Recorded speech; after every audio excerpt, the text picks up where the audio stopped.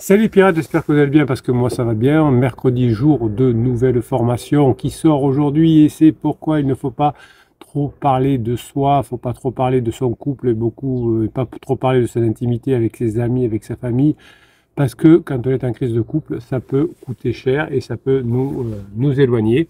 Vous savez, en couple, c'est dans une relation amoureuse, ça peut nous apporter beaucoup de bonheur, mais aussi beaucoup de souffrance, surtout quand il y a des crises, des disputes. Eh bien, tout ça va faire que si on a des incompréhensions, peut-être même des infidélités, on a envie, comme est en souffrance, d'en parler à sa famille, mais ça va nous éloigner.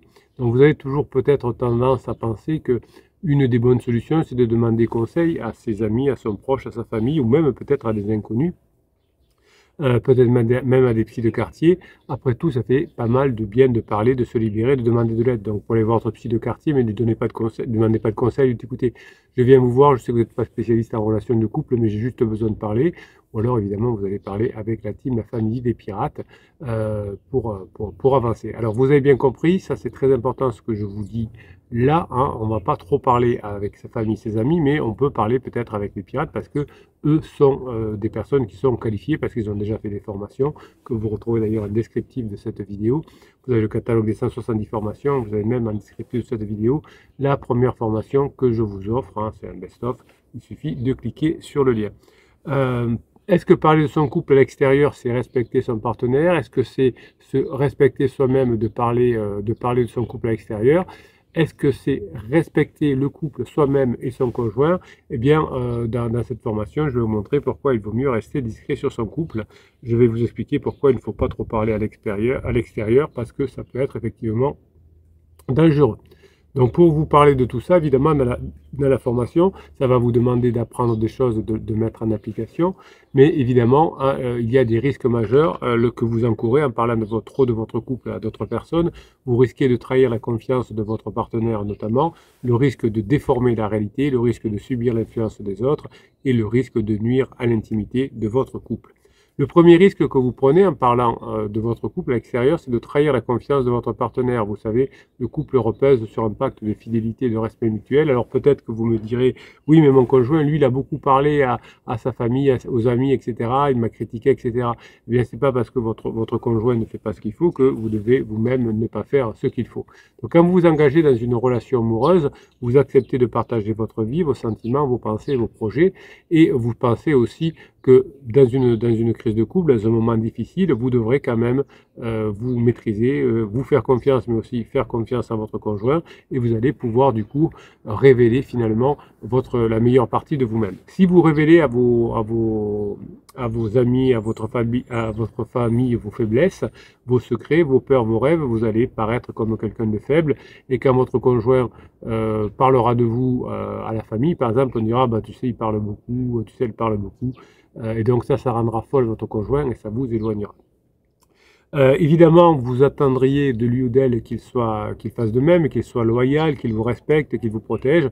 Ben, peut-être que pendant la crise de couple, c'est pas le bon moment, mais que ça peut venir. Alors, qu'est-ce qui se passe quand vous racontez à d'autres personnes la réalité de votre couple, en tout cas votre vision de votre couple, quand vous leur confiez des détails, des disputes, de vos frustrations, de vos déceptions, de vos envies, peut-être même de vos fantasmes, quand vous leur exposez les secrets et les faiblesses de votre partenaire, eh bien finalement, vous risquez de blesser votre partenaire, de le faire souffrir quand il va apprendre, de le décevoir aussi, et effectivement, vous risquez même de le perdre, car en agissant ainsi, vous allez rompre le pacte finalement tacite de fidélité et de respect qui vous unit. C'est vrai que quand votre conjoint parle à mal de vous à vos amis, à votre famille, ça vous fait mal, donc c'est vrai dans l'autre sens aussi.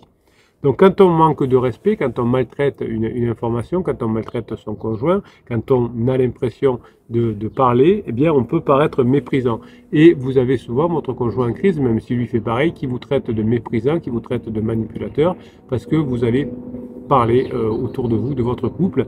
Donc vous perdez sa confiance, peut-être qu'elle a été déjà érodée, mais vous lui donnez finalement l'impression que vous ne l'aimez pas assez, que vous ne le valorisez plus du tout, et que vous ne le défendez pas assez. Vous savez, c'est dans un couple, je sais que c'est dur ce que je vous demande, mais il va falloir protéger son conjoint.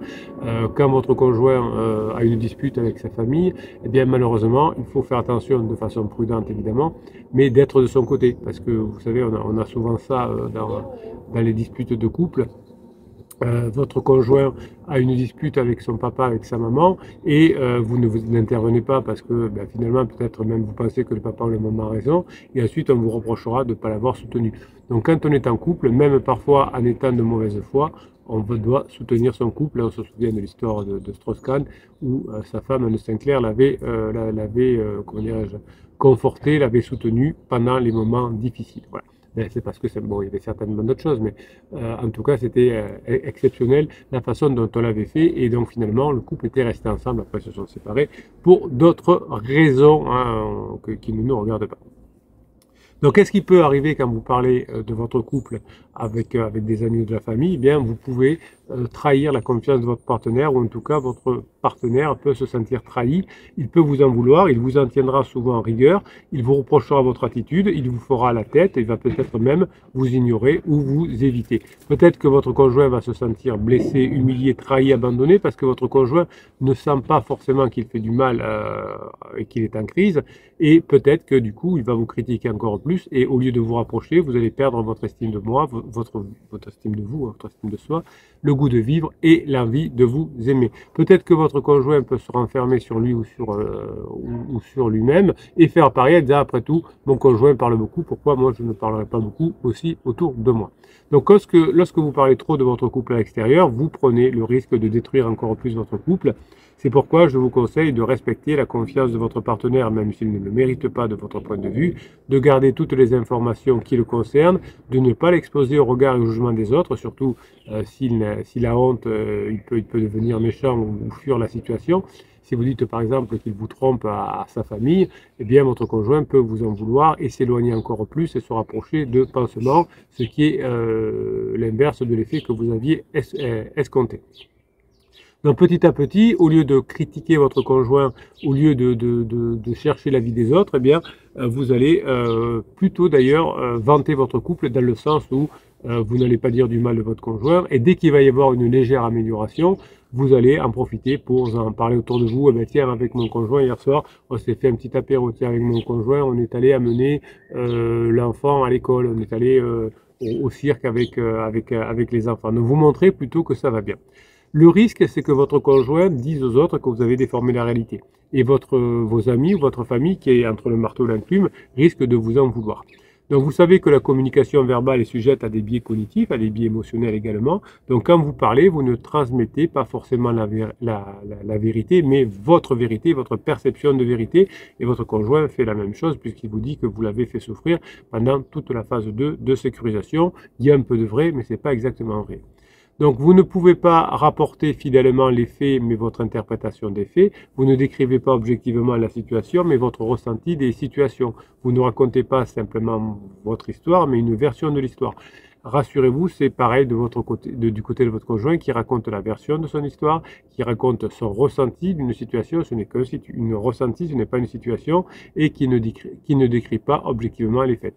Donc qu'est-ce qui se passe quand vous racontez votre histoire de couple à d'autres personnes, quand vous leur narrez des événements? Eh bien, vous allez d'abord saouler vos interlocuteurs, évidemment, qui vont au bout d'un moment vous dire, écoute, puisque c'est si nul que ça, t'as qu'à te séparer, t'as qu'à le mettre dehors, t'as qu'à la mettre dehors. Donc du coup, vous allez vous éloigner de ce que vous vouliez, et finalement, raconter des histoires va vous faire que finalement, vous allez vous illusionner, Bruno, on se calme, et de vous enfermer dans une situation, peut-être à force de parler de vous, de votre couple, vous allez saouler tout le monde et vous allez vous enfermer et vous retrouver tout seul. Donc en agissant ainsi, vous n'allez pas respecter la réalité, mais vous allez la transformer. Vous allez amplifier ou minimiser certains faits, vous allez omettre certains détails, vous allez interpréter certaines situations. Donc quand votre conjoint va raconter l'histoire, vous aurez une histoire différente. Souvent en coaching, je vous dis, écoutez, qu'est-ce que votre conjoint dirait de la situation? Et souvent, vous êtes très pertinent et vous apercevez que votre conjoint vous dirait que vous avez fait des choses qu'il ne fallait pas faire et que vous l'avez fait souffrir. Donc vous allez vous focaliser non pas de parler avec les uns ou les autres de votre situation, mais vous allez vous concentrer sur le fait d'apprendre, de vous former pour changer, montrer aux autres que vous avez changé et de vous rapprocher. Si vous parlez beaucoup trop avec votre famille, vous allez vous focaliser sur le négatif, vous allez vous victimiser, vous allez vous culpabiliser, vous allez vous dévaloriser aux yeux des autres, hein, parce que votre conjoint, votre famille va dire peut-être que le conjoint a raison parce qu'il n'y a pas de fumée sans feu, et peut-être que finalement la réalité du couple n'était pas aussi belle que le dit, notre ami ou notre cousin ou notre fils. Et donc, vous allez vous éloigner non seulement de votre partenaire, mais aussi de vous-même, mais aussi de vos amis. Quand vous parlez beaucoup trop avec la famille, vous allez perdre le sens des proportions, le recul nécessaire, la lucidité indispensable, et vous pouvez même vous enfermer dans des schémas de pensée, des croyances limitantes, des illusions dangereuses. Pourquoi vous empêcher de vous rapprocher avec votre conjoint? Parce que chaque fois que vous allez travailler sur vous et que vous allez montrer que vous êtes changé, vous allez vous rappeler. En revanche, chaque fois vous rapprochez, pardon, en revanche, chaque fois que vous allez parler à tort et à travers de vous et de votre couple, vous allez vous empêcher de voir les choses telles qu'elles sont vraiment, puisque vous allez charger votre partenaire. Et petit à petit, à force de travailler sur vous, vous allez comprendre les causes réelles des problèmes et vous allez trouver des solutions adaptées au lieu de passer pour une victime aux yeux des autres. Donc, quand vous parlez à votre famille, à vos amis, vous allez créer des difficultés supplémentaires, des conflits inutiles et des souffrances évitables.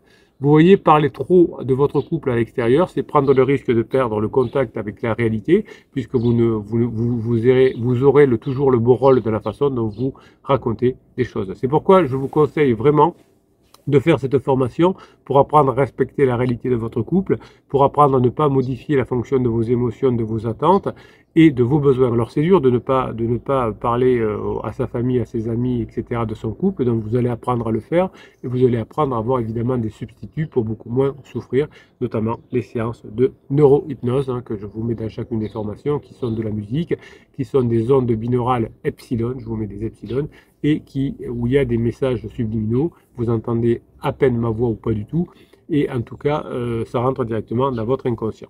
Donc, à partir d'aujourd'hui, vous allez apprendre à ne plus juger, à ne plus interpréter à la légère, vous allez apprendre à réfléchir, vous allez apprendre à nuancer, vous allez apprendre à argumenter de façon réelle et solide. Quand vous parlez beaucoup avec votre famille ou avec vos amis, vous allez souvent simplifier la situation et du coup, vous allez compliquer votre retour dans le couple. Aujourd'hui, pour rester objectif sur votre couple, surtout pendant la crise de couple, eh bien, vous allez prendre du recul, vous allez lâcher prise, vous allez faire cette formation, vous allez en faire d'autres, et petit à petit, vous allez pouvoir prendre votre part de responsabilité dans le conflit de couple, travailler sur cette responsabilité, avancer, trouver des solutions, hein, vous en avez dans les formations, et montrer à votre conjoint effectivement que maintenant vous avez compris et que vous pouvez ensemble passer dans la phase 4 du couple. Voilà, donc vous retrouvez cette formation dans le descriptif de cette vidéo en tapant sur le plus. Vous trouverez aussi le groupe Facebook et je vous rappelle que jusqu'à la fin du mois, vous avez un concours. Hein, vous mettez les commentaires sous les vidéos et à la fin du mois, un petit logiciel tirera l'un des commentaires et vous fera gagner la formation de votre choix. Donc c'est un commentaire qui est tiré au sort. Plus vous mettez de commentaires, plus vous avez les chances de gagner. C'est comme ça. Hein, et puis c'est pas plus mal comme ça. Ça vous permet d'aider les autres pirates et d'être positif. Je vous souhaite la journée que vous méritez, mes pirates adorés. Attention de ne pas trop parler à la famille, attention de ne pas trop parler à vos amis. Mais une fois qu'on a compris ça, la vie change et ça, c'est bon.